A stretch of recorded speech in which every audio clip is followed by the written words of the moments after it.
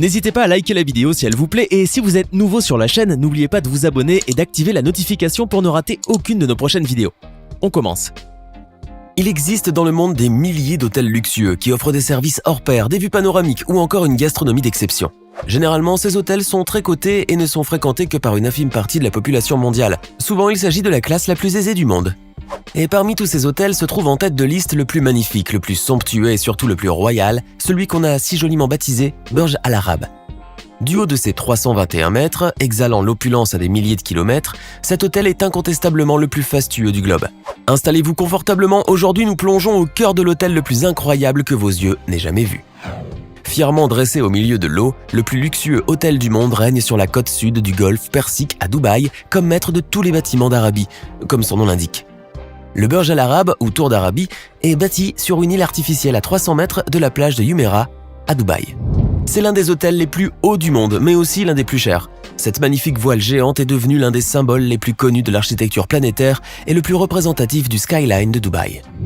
Et derrière cette merveille se cache toute une histoire, la voici. Un projet fou et gonflé.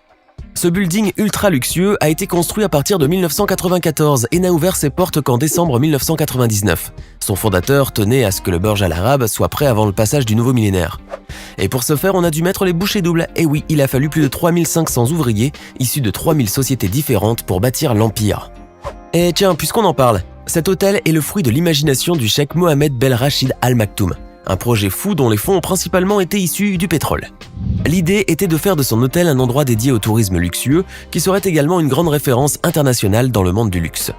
Conscient que Dubaï est l'endroit parfait pour construire un si beau projet, le riche émirat amoureux de la pêche et de la perle a choisi alors d'amarrer sa gigantesque voile sur une île artificielle. Le cheikh souhaitait que son hôtel se dresse comme un phare au milieu de l'eau. Et ce n'est pas tombé dans l'oreille d'un sourd, puisque c'est de l'iconique architecte Monsieur Thomas Wills Wright que viendra l'idée de créer cette immense voile gonflée par les vents. Une architecture hors du commun. Les ingénieurs ont imaginé une île située à 280 mètres du rivage, de 150 mètres de côté, située à 7,50 mètres au-dessus du niveau de l'eau et entourée de milliers de cubes de béton. Et pour supporter le poids de ce monstre, on a implanté 250 piliers d'1,50 m de diamètre et de 40 mètres de long, profondément enfoncés dans le sable. L'emplacement du bâtiment et son orientation sont aussi très singuliers, puisque ce dernier se situe dans une zone spécifique, afin que l'ombre de la voile ne couvre pas la plage. Les poutres du gratte-ciel pèsent 165 tonnes et mesurent 85 mètres. Avant d'entreprendre les travaux de décoration, les ingénieurs ont d'abord installé l'imposante voile en fibre de verre recouverte d'une couche de téflon pour protéger l'édifice de l'usure due au vent des sables provenant du désert. Le Burj est composé de 56 étages au total, dont 3 au sous-sol. Avec ses 321 mètres de hauteur, il était jusqu'en 2007 le plus haut hôtel de Dubaï. Venons-en à présent au plus intéressant. Sur le toit de l'hôtel se trouve une plateforme pour hélicoptère qui peut également être utilisée comme terrain de tennis. D'ailleurs, les tennismen professionnels André Agassi et Roger Federer ont déjà eu l'occasion de taper la balle lors de tournages de spots publicitaires pour le compte de l'établissement. Le sommet du gratte-ciel comporte également un immense restaurant panoramique flottant à 200 mètres d'altitude, divisé en deux ailes, le Han Mutaha et le Sky View Bar. Malgré une superficie de 111 500 mètres carrés et une taille très impressionnante, le Burj Al Arab ne compte que 202 chambres de luxe avec salle de bain privative, réparties sur 28 étages doubles. Et vu qu'il n'accueille que des clients très fortunés, on ne parle pas de chambres mais plutôt de duplex. Parmi les 202 suites, on compte 142 suites de luxe à une chambre, 28 suites de luxe à deux chambres, 18 suites avec vue panoramique, 4 suites club, 6 suites diplomatiques, 2 suites présidentielles et 2 suites royales. La plus petite des suites occupe une superficie d'environ 170 mètres carrés, alors que la plus grande mesure 780 mètres carrés. D'ailleurs, les vestiaires des suites royales sont plus spacieuses qu'une chambre d'hôtel ordinaire. En plus de toutes ces suites, l'hôtel possède 8 restaurants et bars, 11 boutiques et bien sûr un atrium de 180 mètres de haut. Et pour se déplacer entre tous ces étages, 18 ascenseurs sont mis en service. Parmi eux, 2 ascenseurs panoramiques directs du 1er au 27e étage qui se déplacent à une vitesse de 6 mètres par seconde et 2 batteries de 6 ascenseurs qui desservent tout l'édifice ainsi que le parking souterrain. Les autres sont dédiés au service et au monte-charge. Une esthétique éblouissante. Le cheikh Mohammed Ben Rachid Al Maktoum voulait pour son hôtel une décoration jamais vue auparavant et qu'il est dur d'égaler ailleurs. Pour satisfaire le prince héritier, il a fallu l'intervention d'une déesse de la décoration, Quan Chu, ainsi que celle de ses 50 collaborateurs. Un travail acharné qui leur a demandé une concentration exclusive sur le projet. Grâce à son œil d'experte, Quan Chu a fait de l'édifice un vrai palais arabe. Et comme le Burj est avant tout l'œuvre d'un prince, il a fallu sortir tout l'or du pays. Bon, ok, on exagère, mais n'empêche que la décoratrice a dû utiliser pas moins de 8000 mètres de feuilles d'or 24 carats, 23 444 mètres carrés de marbre en provenance du Brésil et d'Italie, 500 000 litres de peinture et 28 000 points lumineux. Et quelques mois seulement avant l'ouverture du Burj, Quan Chu a dû revoir toute la décoration du lobby, en y installant notamment d'immenses aquariums pouvant contenir jusqu'à 250 000 litres d'eau, des fontaines de 20 000 litres et une cascade contenant 15 000 litres d'eau.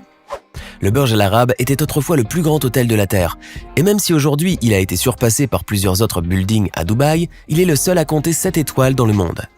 Et s'il possède un classement hors série, c'est parce que ses portes ouvrent sur un monde fait entièrement de luxe et de prestige. Le luxe comme vous ne l'avez jamais vu.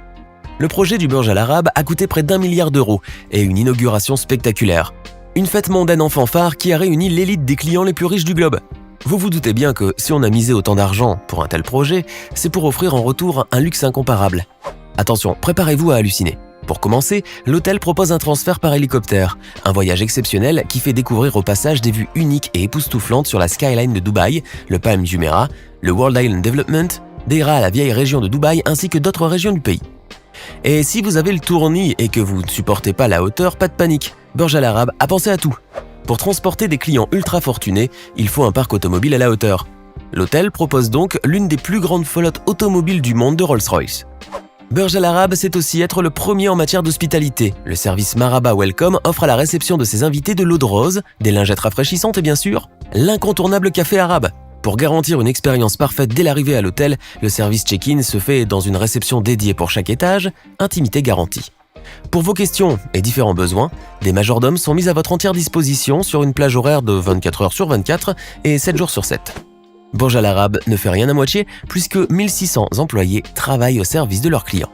Et pour amuser les petits, il y a tout ce qu'il faut. Une multitude d'équipements et de services spéciaux dédiés aux plus jeunes se trouvent au club Simbad Kids Club au 18e étage, en plus de services de babysitting disponibles à la demande. Si ce n'est pas du luxe, ça. Passons à présent à l'essentiel, le bien-être. Vous n'êtes pas sans savoir qu'à Dubaï, on sait faire la fête, et pour cela, Burj Al Arab a fait construire le club Gold on 27, qui est animé par le grand DJ Darko Deyan. L'hôtel possède également un spa incroyable pour une expérience situationnelle et inoubliable. Le Thalys Spa a d'ailleurs remporté 2 années de suite le prix du meilleur spa d'hôtel de luxe dans la catégorie gagnant mondial des World Luxury Spa Awards. À cela s'ajoute aussi un salon-bar ultramoderne nommé le Junsuit, dont le plafond est orné de 29 000 magnifiques cristaux Swarovski pour se payer l'impression de baigner dans la Voie lactée. Trouverez-vous cela ailleurs ? Bien sûr, un hôtel est jugé principalement par sa gastronomie, mais surtout par sa piscine. Là, on va plutôt parler des piscines, puisque le Burj en possède plusieurs. Ne faites pas l'étonner, la meilleure mesure 828 mètres carrés et est entourée de bungalows très luxueux pour les petites siestes de l'après-midi, en cas de grosse fatigue. Dernière exclusivité pour ses clients, l'hôtel a fait récemment construire le Burj Al Arab Terrace, un immense projet de 10 000 mètres carrés entièrement dédié aux loisirs. Un chantier qui a d'abord été développé en Finlande par les experts en construction navale Anmares et transporté par bateau à Dubaï en 8 parties. L'espace propose entre autres le Scape Restaurant and Bar, 2 piscines et une plage artificielle. Rien n'est trop beau pour ses clients. Ce projet en annexe a été en quelque sorte une façon de défier l'impossible et de pousser encore plus les limites de la construction. S'y trouvent 24 bungalows et 8 cabines royales, des mini-bars, des machines à expresso, des menus spéciaux, des fruits frais à volonté, un ameublement de luxe, en plus de vérandas, de salles de bain privées et de douches pour les plus royalistes des clients. Bref, qu'on ne me dise pas lui que l'argent ne fait pas le bonheur. Et attention, on vous a réservé le meilleur pour la fin. Indépendamment de l'expérience humaine, le Burj Al Arab suggère des expériences gustatives sensationnelles dans ses nombreux restaurants. Mais on va vous parler du plus incroyable d'entre eux. Fidèle à son nom, le Al Muntaha, qui veut dire l'ultime en arabe, plane au 27e étage de l'édifice, soit à 200 mètres au-dessus de la mer. On y déguste des mets uniques, une gastronomie très raffinée et éclectique, tout en profitant d'une vue imprenable sur le golfe Persique. Bien sûr, tout cela a un prix.